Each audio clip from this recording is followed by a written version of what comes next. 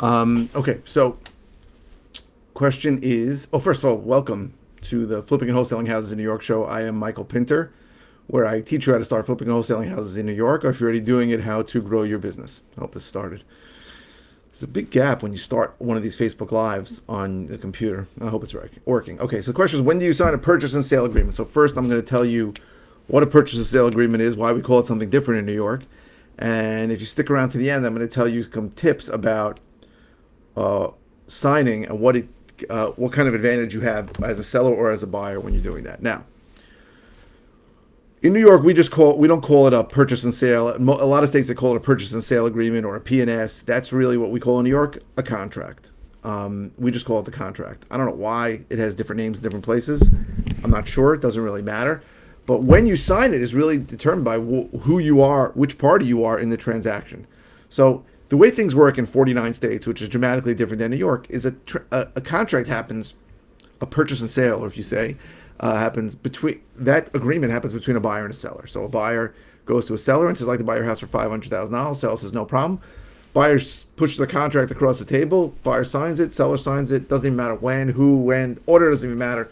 Technically, you're in contract, right? In other states, typically you might have something like a inspection contingency, which gives the buyer a week, 2 weeks, a month to get out of the contract from the inspection. That is not how it works in New York at all.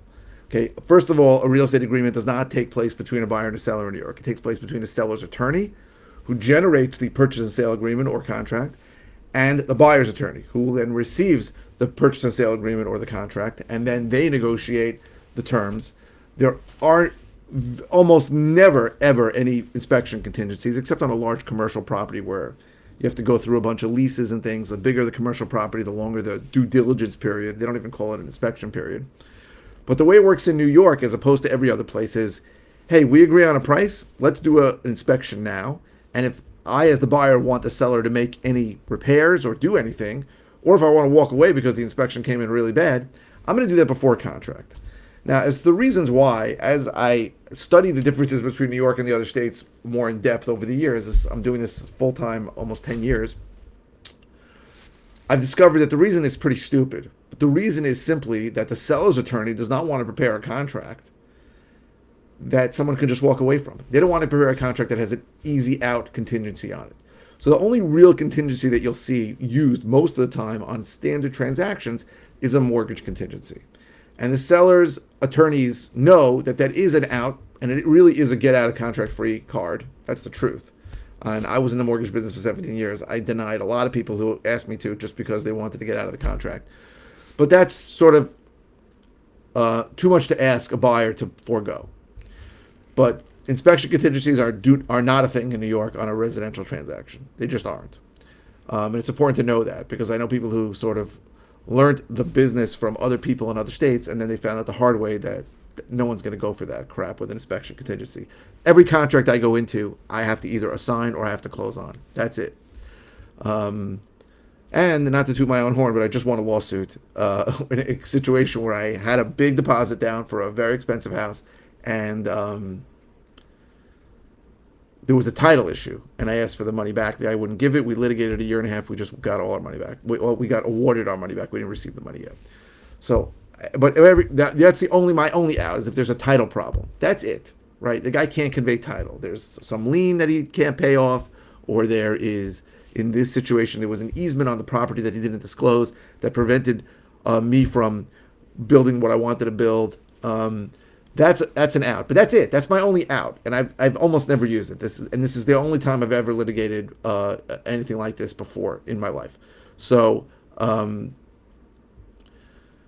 that's how the contracts work. Now the order of how it works in New York is this. So I have like, you see the post-its on my board, but I have 2, 4, 6, 8. I have 10 properties right now where the seller has said yes to my offer, and I don't have a contract yet. So what happens? The seller has to engage an attorney if he doesn't have one. Most people have an attorney, or I can recommend one. Seller's attorney is going to send the contract to my attorney. The way it works is then they negotiate. My attorney will say it has to be assignable. We want the deposit to be X. Remember, standard deposits in New York are 10% of the purchase price. That's a lot, right? So you can negotiate that down, but it has to be significant. You're not getting away with a $500 deposit here in New York. That's ridiculous. So it's they negotiate, and when we agree on terms, at that point, me as the I'm going to say in this case, me as the buyer signs the contract, sends it to the seller with a deposit. Then the seller's attorney signs it, and then we're officially in contract. We are not in contract until both parties sign. So it's very important for you to understand that as a seller, if you're selling something, and I do this all the time, a buyer will come to me and say, hey, I want to pay $500,000 for the house, and I will say the beautiful magic words, I accept your offer, but I'm going to continue to market the property until contracts are signed. Now, what does that mean? That means A, you better move your ass and sign things quickly, and B, if I get a better offer, I can take it. Now, I have gotten tremendous pushback from old-time realtors telling me, you're not a man of your word. When I shake my hand and tell you that it's a deal, it's a deal. And let me tell you something to all these old alter cockers, as we call them in Yiddish. They can all kiss my ass. And let me tell you why.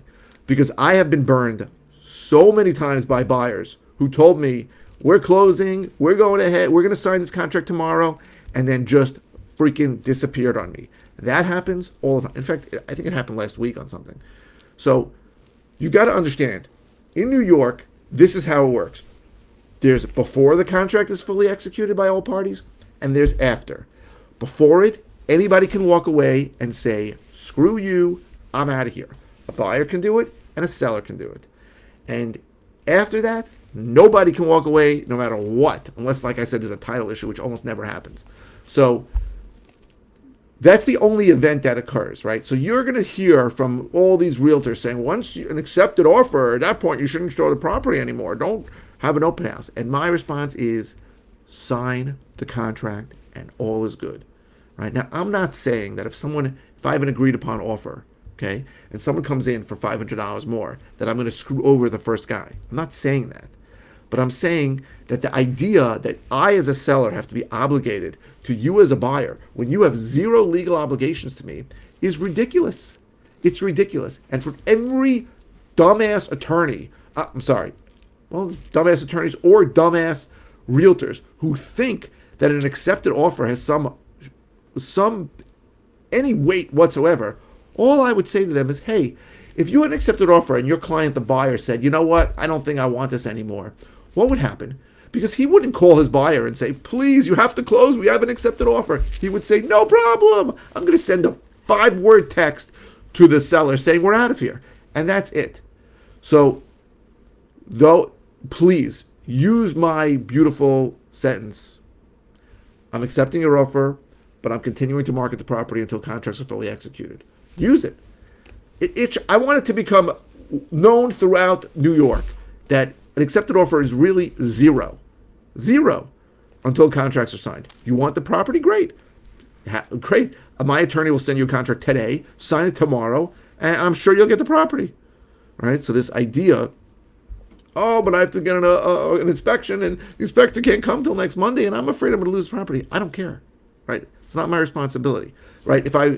And I'm not. It's not that I'm not a man of my word. It's that I know everybody else. So many people on the other side aren't. So I'm supposed to take this off the market, or I'm supposed to not have an open house, or I'm supposed to feel in some way obligated to you because you told me you pay my price when you could walk in a second. It's ridiculous. So again, in New York, there's one point in time that matters. That's when contracts are fully executed. So let me tell you something. As a seller, without a doubt, you could send out and I've had this happen to me. I sent out a contract. The guy signed it. Took a long time.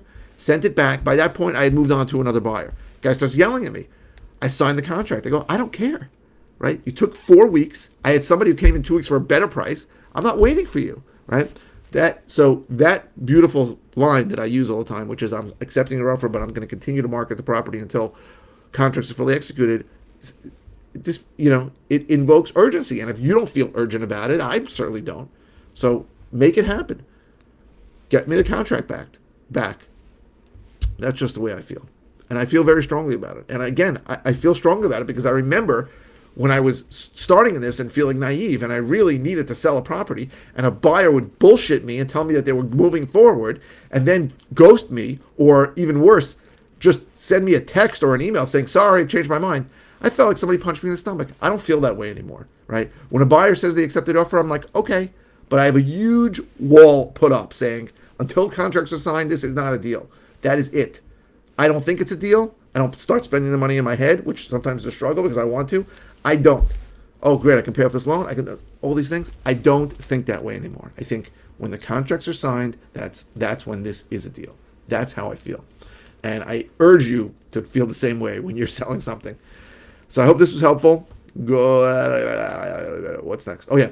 If you're interested in other ways I can help you, go to howtoflipnewyork.com. If you're interested in my course that teaches how to do what I do, go to howtoflipnewyorkcourse.com. If you are interested in one-on-one coaching, go to coaching.howtoflipnewyork.com. But all those sites, they might grab your email address, but no one's going to attack you with the information. So those are just information sites. Howtoflipnewyork.com shows all the different ways I can help you.